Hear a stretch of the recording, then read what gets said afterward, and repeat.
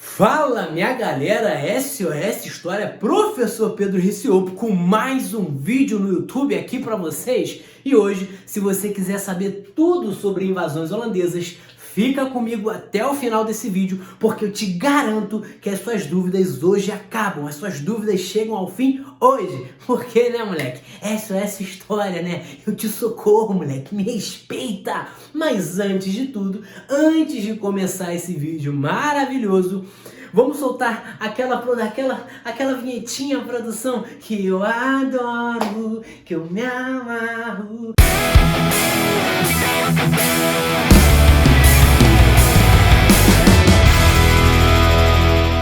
Moleque, se você ainda não se inscreveu no nosso canal, eu peço que agora você se inscreva no canal, é muito importante pra gente. Precisamos chegar aí aos 500 inscritos, que você ative o seu sininho para saber quando os vídeos novos vão estar chegando pra você e que você curta esse vídeo antes da gente começar essa aula. E antes de tudo, se você ainda não tirou print desse quadro aqui que tá aqui, ó, esse quadro aqui atrás de mim, ó. Esse quadro aqui atrás de mim, moleque. Eu vou me abaixar rapidinho, você tira o print desse quadro e a gente começa essa aula maravilhosa. Beleza, galera? 3, 2, 1, foi!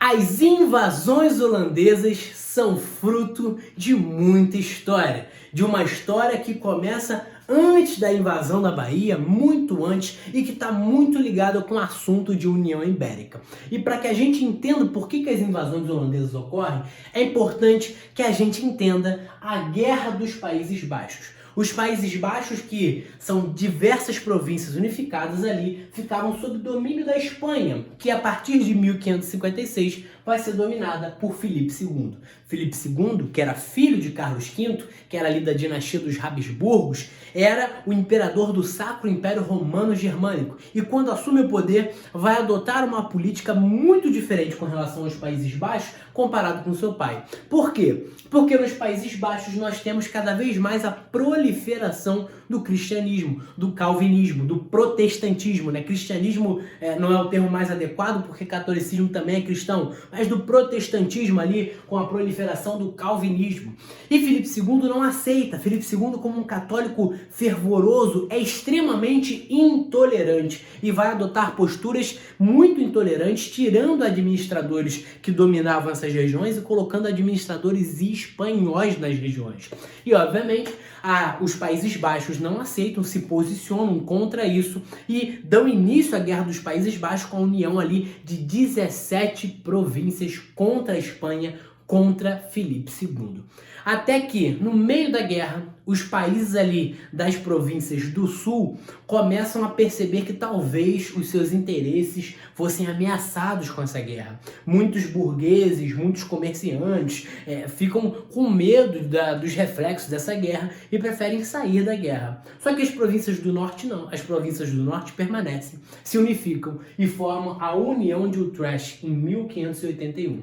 A União de Utrecht vai se posicionar contra a autoridade de Filipe II, não aceitando mais Filipe II como a sua autoridade, como a pessoa que estava governando eles. Então, em 1581 eles formam a União de Utrecht e em 1584 vão formar ali a República da Holanda. A República da Holanda que, portanto, vai se posicionar contra a autoridade de Filipe II, aumentando cada vez mais esse conflito. E se, obviamente, a União Ibérica começa em 1580, e eu falei para vocês na aula de União Ibérica que os inimigos espanhóis eram inimigos portugueses, os holandeses, que eram grandes parceiros comerciais de açúcar dos portugueses, passam a ser também inimigos de Portugal. Portanto, aquele comércio de açúcar que a gente tinha até aqui, ele chega ao fim.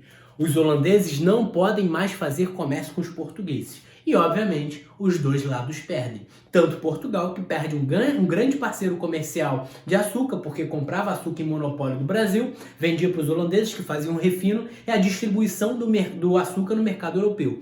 E também os mercadores flamengos, que dominavam toda essa técnica de distribuição no mercado europeu, que já conheciam o mercado europeu com a palma de suas mãos, mas que perdem o principal produto de distribuição, que era o açúcar. Então, isso vai prejudicar os dois lados e isso vai gerar um posicionamento por parte da Holanda, que não queria mais se submeter à Espanha. Beleza, galera? Então, a gente vai entender o passo a passo desse posicionamento e até onde isso vai levar, o que isso vai acontecer, por que as invasões holandesas elas ocorrem.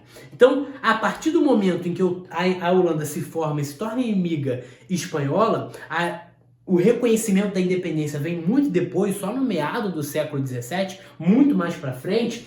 A Holanda vai criar a Companhia das Índias Orientais em 1602.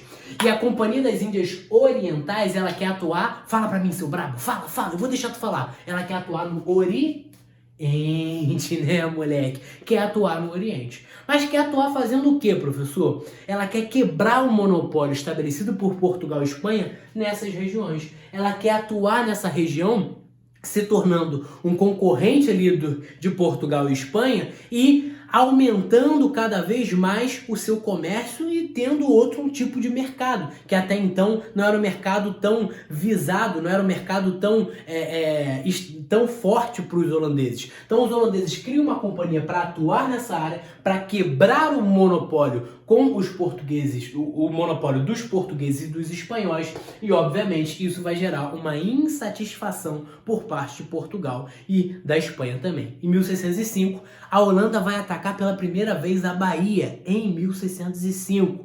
E aí, logo depois vai ser assinada a Trégua dos 12 anos. É um período de paz, um período de trégua, um período de... Respira, vamos ficar cada um do seu lado, cada um no seu canto. Passando a Trégua dos 12 anos, a Holanda cria a Companhia das Índias Ocidentais. Se a Companhia das Índias Orientais ela queria atuar no Oriente, quebrando o monopólio dos portugueses e dos espanhóis no Oriente, que até então eram majoritários naquelas regiões, a Companhia das Índias Ocidentais ela vai atuar no Atlântico Sul. Mais especificamente, o que eles querem fazer? Eles querem retomar um produto, né, um mercado que tinha sido interrompido com a União Ibérica, que era o mercado do açúcar. Então a Companhia das Índias Ocidentais basicamente queria conquistar o Brasil. Conquistar o Brasil para quê? Para que assim pudesse ter acesso mais uma vez à produção de açúcar.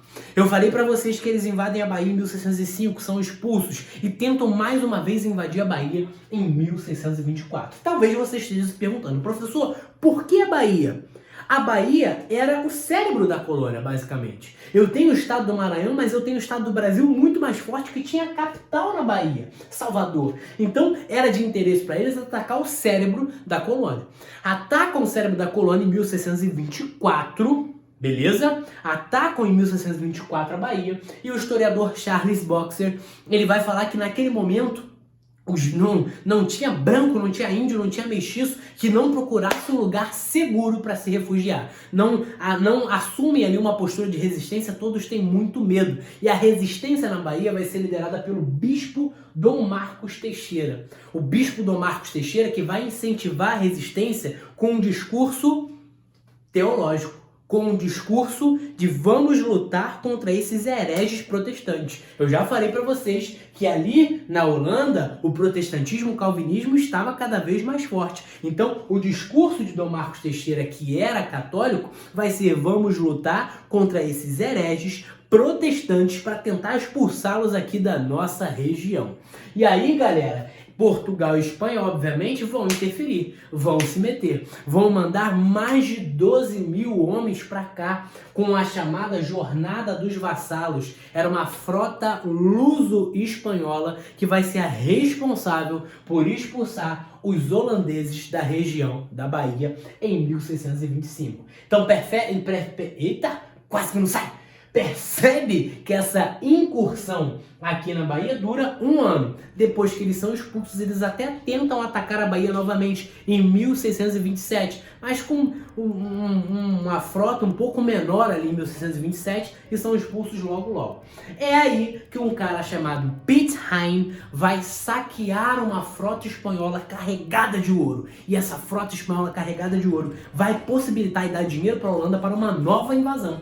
Essa nova invasão, ela ocorre em 1630, na região de Pernambuco. E aí talvez você esteja se perguntando, professor, por que não a Bahia novamente, agora Pernambuco? Porque Pernambuco, eu lembro a você, é uma das capitanias hereditárias que prospera ali. É a capitania, junto com São Vicente, que tem muita produção de açúcar, que tem uma prosperidade econômica que dá muito certo. E, em contrapartida, Pernambuco, comparado com a Bahia, tinha uma proteção um pouco menor. Aqui na Bahia eu tenho uma proteção muito grande, beleza? E em Pernambuco não, a proteção é um pouco menor. Em contrapartida, a produção de açúcar é muito maior do que na Bahia. Então, em Pernambuco, a produção é maior, mas a proteção é menor, beleza? É aí que surge a resistência ali de guerrilha liderada por um cara chamado Matias de Albuquerque, que vai formar uma resistência que vai se fixar na região do Arraial do Bom Jesus, ali entre Recife e Holanda, que vai ser chamada de Companhia das Emboscadas. Essa Companhia das Emboscadas resiste à incursão, à invasão dos holandeses ali bravamente. E, na grande maioria dos momentos, no primeiro momento, eles até conseguem resistir e vencer, porque eles tinham o fator de conhecimento da terra. Por conhecerem a terra, conseguem ali, vencer com essas táticas de guerrilha a invasão dos holandeses. Só que os holandeses ganham uma carta na manga. E essa carta na manga se chama Domingos Fernandes Calabar. Calabar, que era ali aliado dos portugueses, vai passar para o lado dos holandeses. Muito se discute sobre Calabar, é uma figura muito paradoxal, se era um herói, se era um vilão. O fato é que ele escolheu um outro lado. Ele escolheu um Brasil, mas um Brasil diferente do Brasil estabelecido até então. Um Brasil holandês. Domingos Fernandes Calabar vai se aliar aos holandeses e, por conhecer a terra, ele vai ser um guia para os holandeses ali, Ele fala, vamos por aqui, vamos por aqui, vamos por lá, vamos por aqui, desce por aqui. Porque ele tinha um conhecimento da terra, então ele vai ser fator chave para os holandeses conquistarem a região de Pernambuco e a região ali do litoral do Nordeste. Em 1632 conquistam Itamaracá, em 1633 Rio Grande do Norte, em 1634 conquistam a Paraíba. Beleza, galera? Show? E aí, talvez você esteja se questionando, professor, se eles mandaram a jornada dos vassalos para a Bahia, e aqui em Pernambuco, os portugueses e espanhóis não mandaram ninguém? Não mandaram ninguém. Por quê? Porque os espanhóis estavam muito comprometidos com a Guerra dos 30 anos. E Portugal estava numa crise bizarra com as grandes secas ocorridas ali em Portugal. Então, eles não vão intervir muito aqui porque não tinham nem como interferir. Então, basicamente em Pernambuco, eu tenho holandeses contra essa resistência de Matias de Albuquerque, ali, a Companhia das Emboscadas. E talvez você esteja ainda se questionando, professor, mas e Calabar? Ele era herói ou ele era vilão? Depende do referencial, depende do ponto de vista. Talvez Calabar, até hoje não se sabe o grande motivo, o grande interesse dele de mudar de lado, mas talvez ele só estava cansado de todas as exigências e todas as imposições feitas por Portugal e queria um outro tipo de Brasil ali naquela região, queria que fosse construído talvez um Brasil holandês, um Brasil diferente do que tinha sido desenvolvido até então. A gente não sabe e, obviamente, tudo isso depende do ponto de vista. Verdade é que Calabar vai ser preso, inclusive por Matias de Albuquerque, vai ser morto e esquartejado para que servisse de exemplo para todos os que traíssem a coroa portuguesa e também a coroa espanhola. A consolidação do domínio dos holandeses vai ocorrer em 1635, quando eles vão se fixar ali na região do Arraial do Bom Jesus, eles vão dominar outras capitanias, como eu falei com vocês, outras regiões, e eu começo, a partir de 1635, de fato, o chamado Brasil holandês. Beleza, galera? Então, se você ainda não se inscreveu no meu canal, se você não se inscreveu aqui no nosso canal, eu peço que você se inscreva agora! Por favor, se inscreve no canal, ativa o sininho, curte o nosso vídeo para fazer esse vídeo subir, chegar cada vez a mais pessoas conhecerem o nosso vídeo, o nosso canal maravilhoso que eu tenho certeza que tem te ajudado. Beleza? Então é isso, invasões holandesas, tamo junto, moleque. Vou descendo aqui, valeu? Um abraço!